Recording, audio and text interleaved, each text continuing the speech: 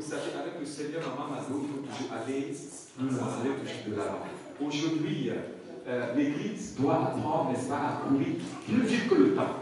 Le monde court. Aujourd'hui, il y a la technologie, il y a beaucoup de choses, n'est-ce pas, que le monde crée. Même les téléphones à l'époque, c'était gros comme ça. Maintenant, c'est devenu tout petit.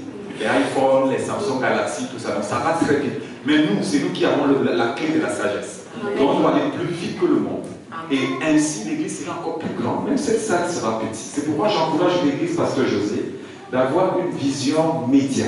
Ce que ces frères en train de faire est formidable. Et j'apprécie vraiment l'initiative que tu as eue ce matin de les inviter. Ce sont des petits projets qu'il faut encourager. Juste un petit témoignage. Aujourd'hui en Afrique, même comme on dit en Afrique sur le continent pauvre, mais en Afrique c'est un continent pauvre. Et même quand on va en Afrique, dans les églises africaines sont 2-3 fois plus riches que dans les églises en France. Aujourd'hui, toutes les églises en Afrique ont des chaînes de télévision personnelles.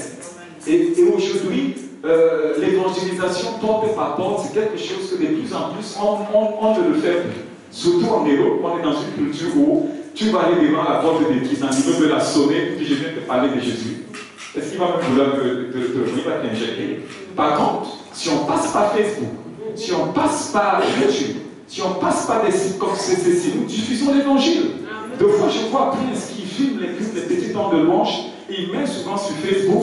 Vous deviez aller sur ça, commenter, digérer, pour que vos amis aussi voient. Et quand vous le faites, ça explose, n'est-ce pas? C'est l'évangélisation.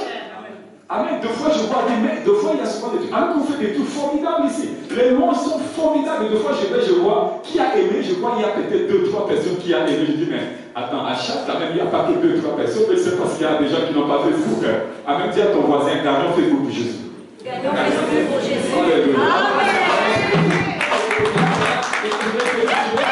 Si tu es ici, si tu es de cette église, si tu es membre de cette, surtout les jeunes là, si tu es membre de cette église et que tu as Facebook et que tu ne vas pas commenter chaque fois qu'on met les commentaires de l'église, c'est que tu es, on te soupçonne.